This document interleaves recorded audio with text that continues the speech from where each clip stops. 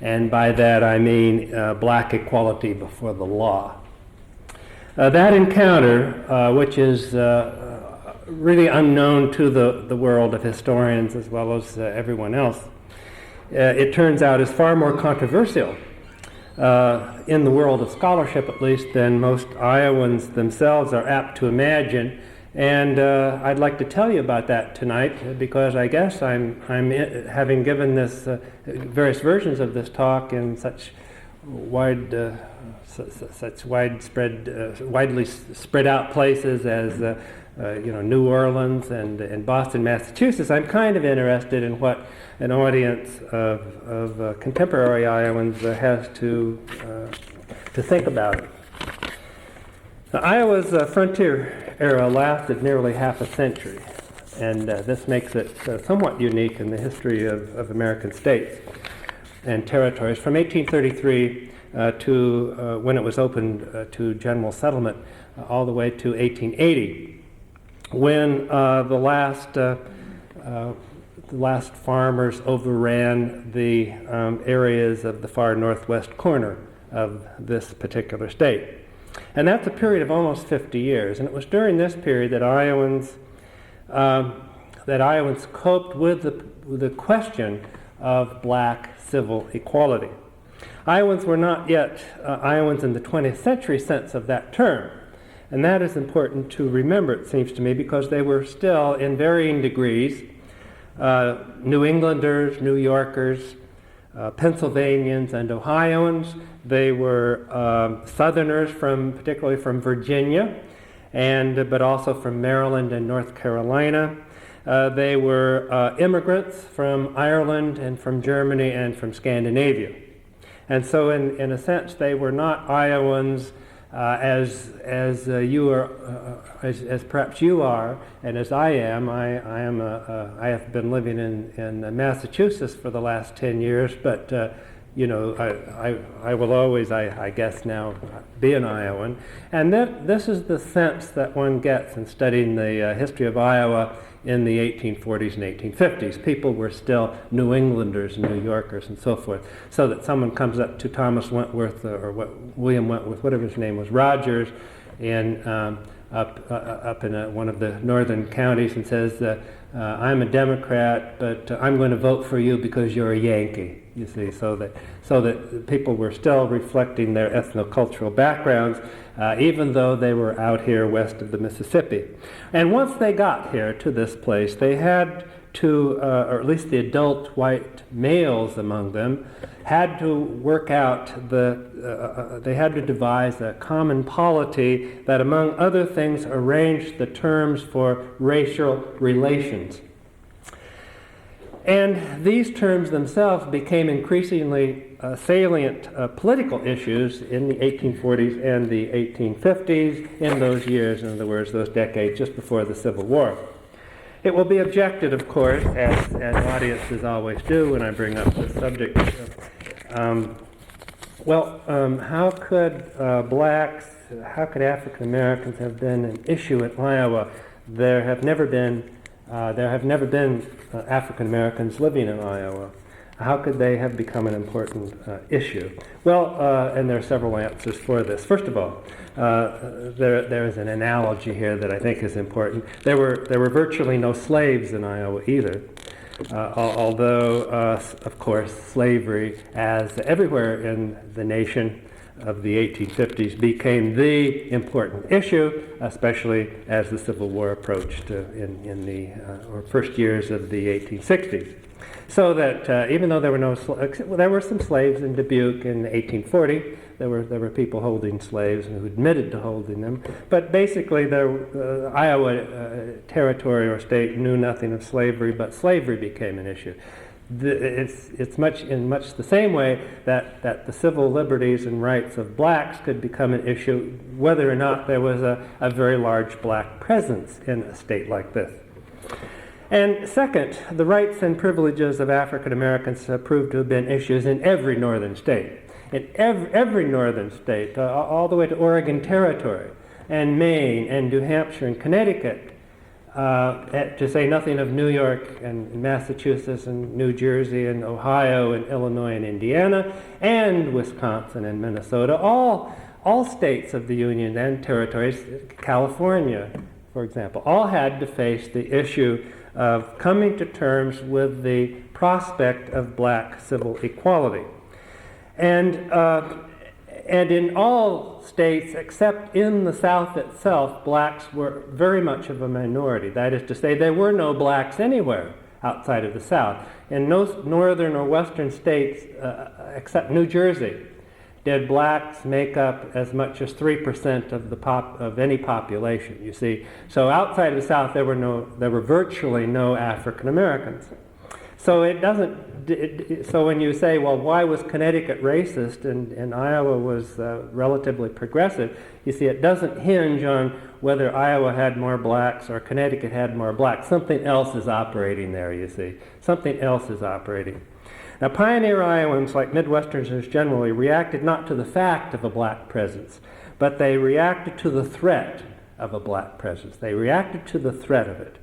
By the 1850s, Iowans who feared this possibility of a black presence need only look across their southern border, where lived 115,000 slaves, scattered across northern or the middle part of Missouri, all the way from Illinois to Kansas, about to within 30 to 50 miles of the Hawkeye line, in about the same proportion to whites in this part of Missouri as one would find in those days in, say, western Kentucky or on the eastern shore of Maryland.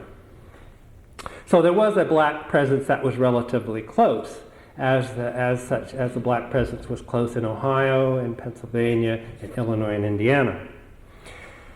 A ceaseless theme of Iowa's racist editors and politicians, both before and after emancipation, was therefore that the most dramatic consequence of legislating racial equality of any kind would be a population inrush from Missouri's Black Belt. If we allow them to have civil rights here, all of the, as they would put it, all the broken down slaves of Missouri will come here and to live, and we really want to have all of those people on our welfare rolls. This is this is a very modern kind of argument, that modern in the sense that one heard that in the middle of the 20th century as well.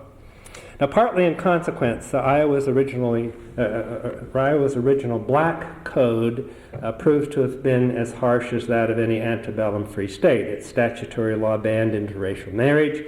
It excluded blacks from public welfare benefits. It excluded black children from the public schools. It disallowed black testimony and litigation involving whites was important, and that is important because it's an unequal access to the court system. It required all black residents, it did not allow blacks to practice law, for example. It required all black residents to register with the local authorities and post bond for good behavior. And this was later done away with, but unfortunately replaced by an outright exclusion law entirely banning non-white immigration into the Hawkeye State. The first so-called black exclusion law to be passed in the 19th century. There had been black exclusion laws in northern states before, in Massachusetts and New Jersey, but those had been done away with. Iowa's was the first to be passed as the Civil War approached. So this, you see, was a very reactionary place with respect to the civil equality of blacks. Construction of this black code took almost 25 years, from 1838 to 1851. Its dismantling, in contrast, lasted until 1880. And the important aspects of the building and dismantling process, there are two of them that are worthy of note that I'll quickly tell you about. First is the matter of periodization. The years of the Black Code's enactment coincided with the reactionary democratic political hegemony in Iowa. The Democrats were the bad guys in early Iowa. They were, it is a product of their political leadership that one can ascribe most of this legislation and this constitutional law. In contrast, the period of the destruction of this black code mainly coincided with the hegemony of Iowa's Republican Party, which, beginning in 1854 as an anti-Nebraska coalition of free soilers, most of these free soilers in Iowa, as was untrue elsewhere, most of the free soilers in Iowa, or virtually all of them, were old abolitionists and very radical. And together with Whigs, almost no Democrats tended to be part of this Iowa coalition that formed the Republican Party here. This Republican Party came to dominate Iowa as thoroughly as the Democrats had ruled it before that date. The significance of this is that the most important policy battles over black equality occurred not between the Democrats and the Republicans, but first within the Whig Party, and then within the anti-Nebraska coalition itself, and then within the Republican Party. That is, it was no good trying to talk to a pre-Civil War Democrat about black equality. These arguments had to go on within what there was of a progressive constituency. The Democrats always serving as ideological caretakers of the most rigidly conservative policy alternatives at any given moment. So that's the first thing about this periodization business. Second, destruction of the Iowa Black Code was accomplished in various formats, in legislative assemblies, in the Constitutional Convention of 1857, in state Supreme Court decisions, and most extraordinarily in 3 popular referendums that were held on equal rights at roughly decade-length intervals at politically strategic moments in the nation's history. That is to say, in Iowa, it was a very unusual case in that everybody voted on how they felt about black equality, and that is how public policy was made. And they voted, Iowans did, at 3 different times: on the eve of the Civil War, in the very early years of Reconstruction, and at the onset of post-Reconstruction normalcy, so that they come in more or less decade-length periods. They're divided by about 10 years, each of these. Now, perhaps the main challenge presented by the Iowa case is to explain how a voting population, and this was long before female suffrage, so we're talking here about 340,000 white male, we're talking about 340,000 adult male citizens of the United States. How a majority of this 340,000 could twice have given referendum majorities to the idea of black equality. That is to say, how they could have voted in favor of equal rights. Now, such successes are absolutely unprecedented in the history of race relations in America. That is, this sort of thing did not happen anywhere else except right here. And unless these 2 cases of a majority for equal rights can be explained, Iowa must remain rather mysteriously what Gene H. Baker, a historian, calls, quote, the exception, unquote. And historians abhor these kinds of mysteries. Some of us want to find out what really went on and how such a thing could be explained. And let me do a little of that this evening. Let's start with just the facts. In August of 1857, Iowans first went to the polls and they made their preferences known about equal suffrage, that is, allowing African Americans to have the vote, to participate in the electoral franchise, to hold the electoral franchise, participate in the vote. But among there were 24 or so of these held around the country in the years to either side of the Civil War. And of all of those 24 or so, the defeat of equal suffrage in Iowa in 1857 was one of the 2 worst on records. Only 10% of the voters of the state favored equal rights in 1857. Only 10%. And this, as I say, is one of the 2 worst referendum defeats of these kinds of civil rights issues on record. Okay, 11 years later, 1868. Iowans again go to the polls. They again are asked to vote on how they feel about blacks being admitted to the electoral franchise. This time their yes percentage soared to 57%. That is over a majority, reflecting, and this was the first time a civil rights proposition in American history had gained such a majority in any state where voters knew exactly what they were voting for or against, where the issue was very clear. This is an issue about the rights of black people, and you can vote yes or no on it.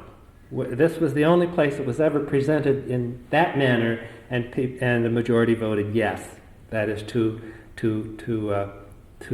bring African American residents into the political process.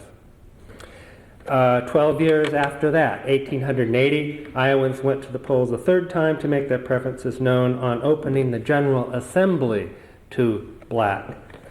Equal rights, this third time won by a landslide, 64% of the ballots cast. 64%, that's a landslide as political scientists and political historians calculate such things. And thus, you see, in just a matter of 23 years, about a generation, a large population's positive attitude in a matter of racial equality had risen by a phenomenal 54 percentage points. A truly colossal political achievement. Now, it's my judgment that most of the explanation for this achievement has to do with the behavior of the Hawkeye States Republican Party, for which the Civil War era was truly its heroic age. When's the last time you heard something good said about the Iowa Republican Party? Let's see, is that, oh, we have to turn the lights off. Yeah. Oh, there we go, that's a little better. Not too much better. Can you see it at all back there? George, can you see it? I can see it all right. Okay. Well, what this, I'll go back to my script here. This is Table 1, and these data are derived from a technique called multiple ecological regression. It has to do with a lot of complicated computer-aided stuff. But in this case, it helps provide estimates of how Republicans and Democrats behaved in the three equal rights referendums. The Iowa elections employed in these regressions are listed at the bottom of the table. As you can see, who is a Republican or a Democrat is determined by how Iowans voted in an immediately adjacent to partisan election. The 1857 Republicans, for example, the 1857 Republicans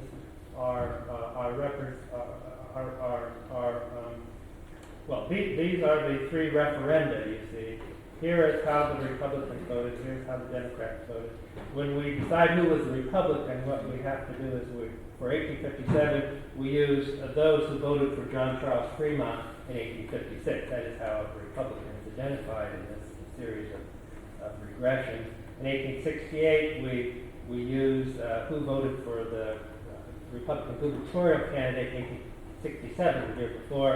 In 1880, I have used here those who voted for the Republican gubernatorial candidate in 1879. Now, there are four possible positions anybody can take on one of these equal rights referenda. You can vote yes, that is, you're in favor of admitting blacks to the electoral franchise or investing blacks with black adult males with the electoral franchise. You can vote no, you're against it. You can roll off. And what rolling off means that you came to the polls that day. You were there at the election. You were there to cast ballots for your political candidates or for some other referendum issue. But when it came to the question of equal rights, you refused to vote at all. You cast the ballot box. You did not cast the ballot at all. And then not voting, those are people who just stayed home that day. They were qualified voters, but they did not turn out to vote. And then all of these percentages are calculated in terms of what the estimate is of all of the calculated voters, of all of the eligible voters. So the 100% means even those people that should have voted but didn't. They didn't bother to turn out. The same thing, of course, for the Democrats here, for 1857, 1868, 1880 in both cases. Now, what we, if I stick to my script, I won't bore you overly long with these things. You'll observe that among Republicans, the most notable change between 1857 and 1868 was a dramatic enlargement of the yes vote. But the yes percentage then slumped in 1880, a downturn reflected not in an increased no vote or in more Republicans failing to turn out at the polls, but rather in a swollen roll-off. That is, when Republicans came to 1880, the majority or a large number of Republicans simply did not vote, did not choose to cast a ballot either way when they came to that particular question. Among Democrats, it's a little more easily generalized about. Virtually none of them ever voted yes on equal rights.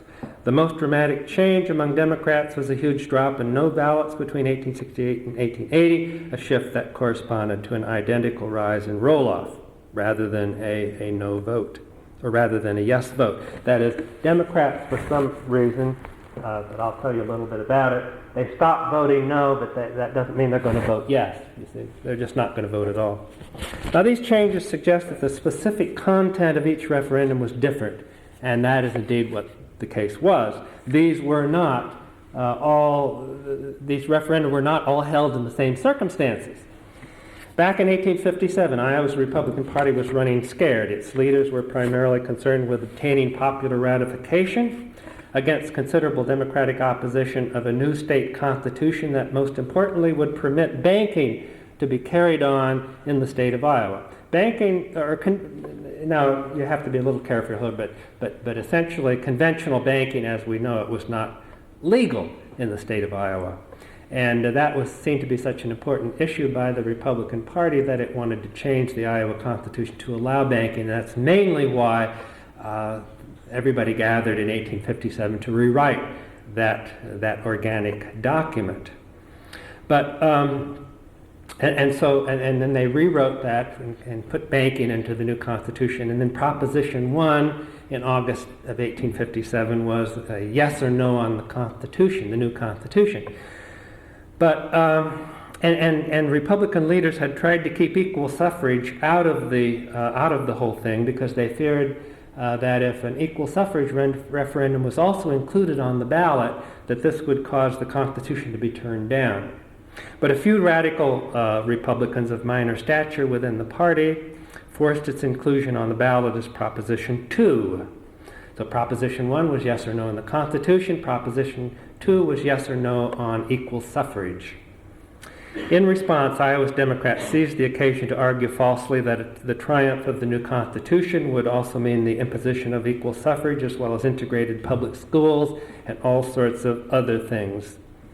As Democratic rhetoric became ever more shrill, Republican newspaper editors and other party spokesmen increasingly assured readers and auditors that black suffrage was not a Republican-sponsored or endorsed proposition. That is to say, the Republican Party washed its hands of the proposal and said, "Look, we didn't do it. Just a bunch of kind of, some radicals got it on the ballot, but we don't hold ourselves responsible for it.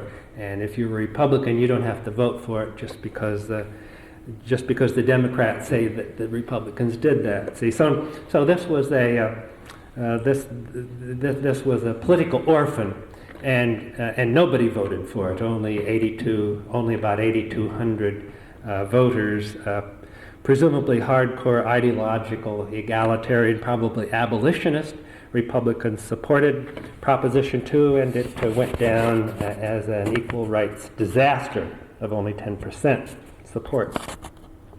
Well, 1868, things had changed considerably, had they not? There had been a civil war.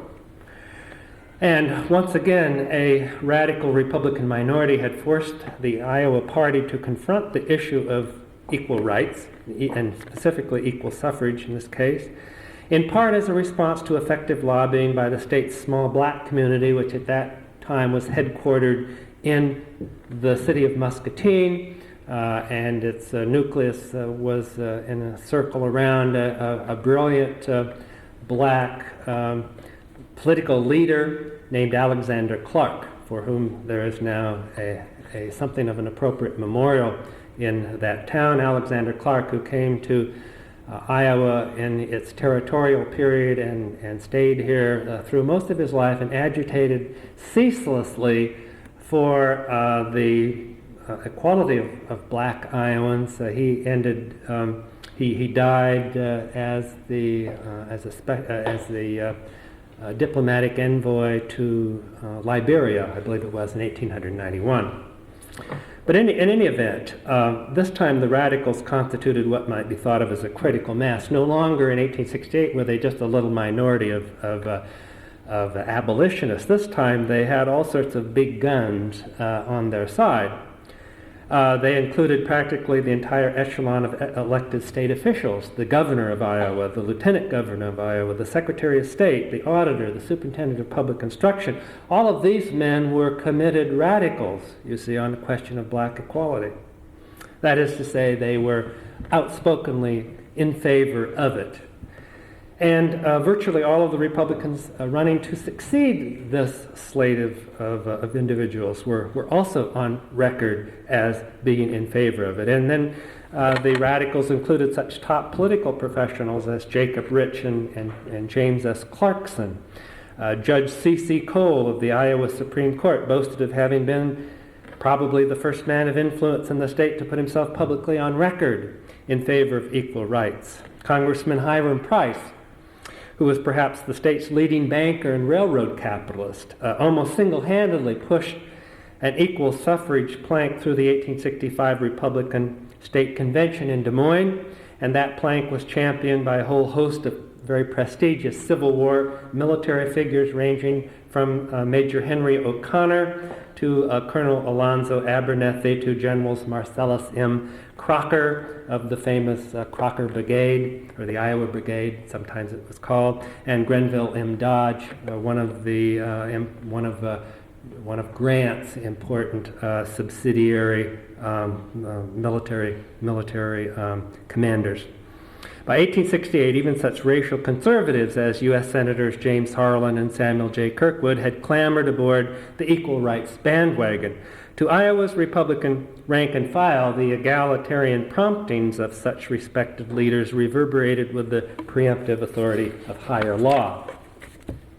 Beginning in 1865, then, Iowa's Republican Party supported equal rights as an expression both of simple justice to black Iowans and as a response to the duty laid upon all Iowans by congressional Republicans. And this is important, because these congressional Republicans were at that moment calling for equal suffrage in the South as the only means of consolidating the Confederacy's demise. The only way we're going to keep those Confederates where we put them on the battlefield is to invest the adult black males of the South with the right to vote.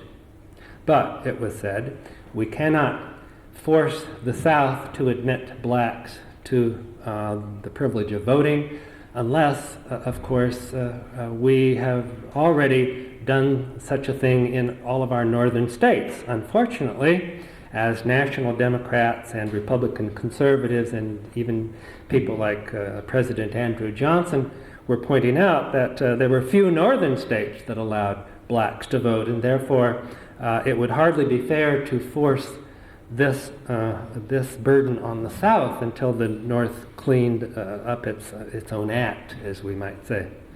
For reasons both of immediate principle then and of larger national policy, Iowa's Republican rank and file were in 1868 urged by their politicos, by their newspaper editors, by presidential candidate Ulysses S. Grant himself, to vote yes on black suffrage. General Grant's message was that he, quote, hoped the people of Iowa whose soldiers achieved such immortal renown in the field would be the first state to carry impartial suffrage unfalteringly. It had gone down in other states, as an interviewer paraphrased his words, but he trusted that Iowa, the bright radical star, would proclaim by its action in November that the North is consistent with itself and willing to voluntarily accept what its Congress had made a necessity in the South.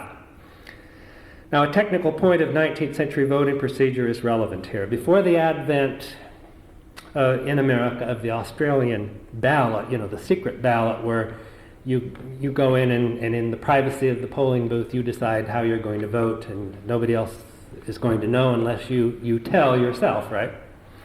Well, before the advent of the Australian ballot, the printing of election tickets was the responsibility of local parties. At polling places on election day, a voter normally received a unitary ballot, a long, narrow slip ticket it was called. And this would be received from, if you're going to vote the Republican ticket, you take this from the hands of the Republican Party workers that are sitting there. And then you just take that long ballot and you put it right in the ballot box, and that's a straight Republican ticket, you see, as printed. Unless, of course, you have the temerity, you want to pick, there's some Republican you don't like, and you brought a pencil with you, and you go over to the corner and you scratch out somebody's name and write in another name. See, that was called scratching the ballot, and that was frowned upon by party figures, but it was done, of course, all the time. Now, at the end, when you have a referendum issue on the ballot, that usually comes right down at the very end. You start here with the President Ulysses S. Grant, and then you end down here with Proposition 1, black suffrage. How do you feel about it? Now, in 1868, the Republican Party stacked the cards in favor of black suffrage, of a yes vote on black suffrage, simply by printing only a yes alternative. That is to say, if you took the ballot and you put it in the ballot box, you voted yes, you see, unless you read all the way down and you said, hey, wait a minute, this only says yes, and I believe, I don't want to vote yes, I want to vote no, who's got a pencil? So you see, this stacked the cards very effectively, and this explains a great proportion of this large vote in favor of equal rights in 1868. However, of course, people did have pencils, and they did bring them with them, and it might be hard to vote no, or at least a little more difficult than at other times, but you could do it, and considerable numbers of Iowans did. It was hard to qualify as a racist Republican in 1868, but not impossible. About several thousand voters did just that. That is, they voted for General Grant and all the Republican candidates, and then they got a pencil and scratched out yes and wrote in no. And about an equal number simply rolled off. So we're talking about 10,000, 15,000 people that at least, did not vote yes. Taken together, however, these were only about 10% of the general's supporters, who revealed themselves as fairly deep-seated racists by going to the trouble of either casting write-in no votes or by rolling off on equal rights. Equal suffrage won handily then in 1868. Well, 1880 then rolled around the third time. And this turned out to be a very complicated affair. The 1868 plebiscite, back in 1868, that had not only ratified black suffrage, but had changed a lot of things in the Constitution. All of the other racist things in the Constitution about not being counted in the census, and the blacks can't serve in the militia. Well, all of these things were also put on the ballot and changed, except for one thing, and that was blacks could still not sit in the General Assembly. Now, some historians have thought this was a kind of an oversight. Well, they changed all this other stuff and they left this thing in here about the General Assembly. You can't have blacks in the General Assembly. But that wasn't an oversight. There was a small racist bloc in the Iowa legislature that wanted to keep it that way. They were Democrats, and they said, well, we'll go along with all this other stuff. We won't go along with blacks sitting in our state legislature. And so that was exempted. But after the 1868 referendum, there was so much excitement about this, all having been changed, and the Iowa Constitution is okay now, and we're all set. People forgot that a vestige of the old black code was still living in the Constitution, and the reformers of the 1870s went on to other things. They turned their attention from issues of Reconstruction and things having to do with the Civil War. They went on to the Prohibition and anti-monopoly wars of Iowa's Gilded Age, and the Iowa Constitution retained this old vestige of the black code. Now, there was one legislator who did not forget, or at least who noticed that it was there. His name was Eldon J. Hartshorne. he was a hero. He was still reading law in Vermont during Iowa's 1868 equal suffrage campaign, but he soon left Vermont and headed west, settled on the frontier in northwestern Iowa, began a lengthy career representing his area in the General Assembly. And there, virtually single-handedly, year after year, Hartshorne quietly kept the issue alive, session after session, but with very little fanfare, and very little fanfare in part probably because his immediate constituency in northwestern Iowa was an immigrant Irish enclave with traditional Irish attitudes toward African Americans, which were negative, where the statue on the Palo Alto County Courthouse lawn, if you've ever been there, is not that of a Union infantryman, but these were Democrats up there, and the statue on their courthouse lawn is that of the immortal Irish patriot Robert Emmet, the only statue of somebody in knee breeches, west of the Mississippi River, I think. Now, so it wasn't his constituency pressuring him for a good civil rights record, you see. They loved him in Emmetsburg, not for his stand on equal rights, which they probably didn't even know about, but for the fact that in the legislature he forced the railroad to build down to Emmetsburg. He brought the railroad to Emmetsburg, so that's why all these Irish Democrats were voting for this very Republican New Englander year after year for the state legislature. So they didn't know about his civil rights attitude, but he certainly expressed it quietly and persistently session after session. Ultimately, a proposition to repeal the so-called free white clause, restricting the state legislature to legislators who were free and white, although that has a distinct pre-Civil War ring to it, right? That got on to the 1880 ballot, but nobody knew about it. It got on the ballot so quietly that the Republican leadership was caught flat-footed. Neither party, neither the Republicans nor the Democrats, nor the Greenbackers, who were a third party that had emerged in the 1870s, no party had thought to develop a platform about this, about the free white clause.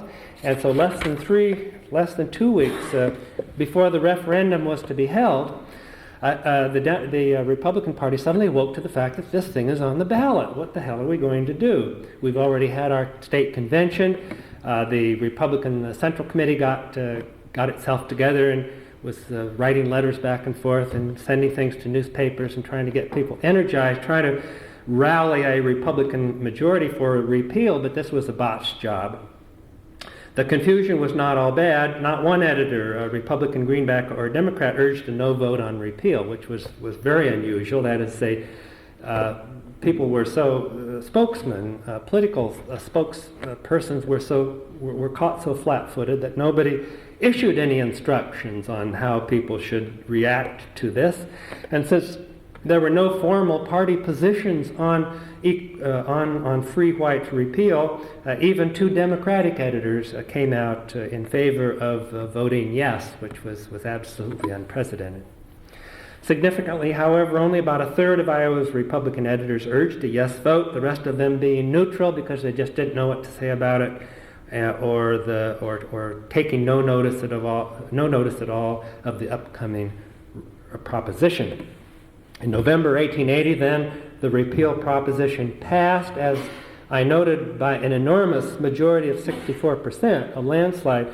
But you see, less than half of the voters voted on the darn thing because there had been no advice and counsel on how to treat this. A majority of Iowa's electorate, in other words, did not vote at all on the question. We may guess that a great many of them, perhaps most of them, did not vote on it because they had not been told which way to vote. Now, Iowa's experience with its black code then points toward a conclusion that lurks just outside of that kind of comment, and that is that there was much less deeply that racism was not as deeply seated in 19th century America, or at least in this part of the northern part of the United States, than is apparent in the current historical literature. That is to say, if people could change and we're talking about behavior here, not just attitudes. Now, attitudes and behavior are two different things. An attitude is something you think about, that you think, you have an opinion about something. Behavior is much different. You want to strangle your wife, that's your attitude. You don't strangle her, that's your behavior, you see. And this distinction is extremely important because it's the difference between acting and just thinking about acting. So we're talking about behavior here. When people go to the polls and they're asked to express themselves on how they feel about black citizenship, and they vote yes or no, they're behaving. They're either discriminating or they're being egalitarian, you see, in terms of behavior. And if people can, if 19th century, if pioneer Iowans could change their behavior on such a burning issue as black civil equality, then it's beginning to suggest that these attitudes that underlie the behavior are not that deeply seated in terms of a racist belief. There was much less deeply seated rigidity in these attitudes, and therefore a much greater capacity for change than really historians and other scholars have given Americans credit for. If Iowa, the quintessential Midwestern state, and that's of course been proven by polls, that is, when people think Midwest, Iowa, that's the first state one thinks of. If Iowa, middle America, was at all typical, then many overtly racist Americans could be influenced to behave in an egalitarian manner. In other words, their underlying attitudes might be one thing, but their behavior, and the act of voting on equal rights was behavioral, could be consciously manipulated. To recapitulate, the conclusion to be drawn from the black suffrage disaster of 1857 is that the rank and file voters simply acted as they were expected to act. That is, if their leaders saw no virtue in black equality, then they weren't going to support black equality themselves, right? All the messages they received were exactly that. In 1868, just the opposite. Both the idealistic and the pragmatic value of black equality was impressed upon Republican voters, and they accordingly expressed racially egalitarian choices. Loyal Democrats, of course, responded just the opposite, and appropriately so, because that's what their party leaders were telling them. We don't want blacks in the state, we don't want black civil equality, and so on and so forth. And so, of course, they all voted no. Now, in 1880, finally, we see what happens when nobody's getting any messages across. People are left to their own devices, and most people don't express any opinion either way. Now, you might well ask, what evidence is there that people really changed their minds? Well, we've got some evidence. We can document we can document several good cases. I'll tell you of two of them. One is the case of Grenville Dodge, the famous Iowa Civil War general. One of Iowa's three most powerful political figures in the Gilded Age. He was a native New Englander, but he had been raised in a Democratic household, and he had the ideological burden of that to carry. He therefore was reared a youthful racist. He kept a diary, and in that diary he boasts of having provoked a confrontation with an uppity black waiter in a Boston restaurant. And as a college student, he helped heckle a black abolitionist lecturer.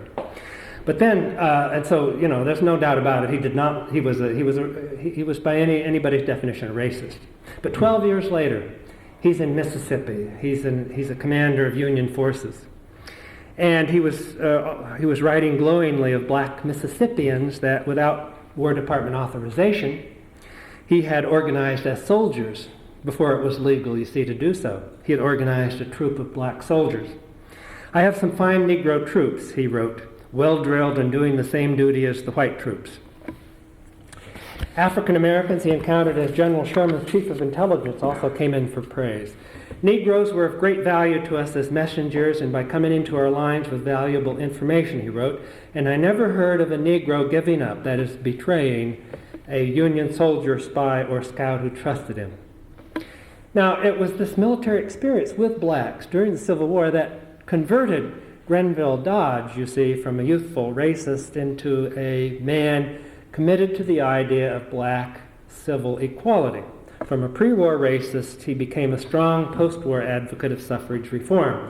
"You know we have got to meet this question," he privately lectured a fellow Iowa politician. "And I, of course, have but one view on it, that is, fight for it on the ground of right, justice, etc., and educate the people up to it." Educate the people up to it. Tell the people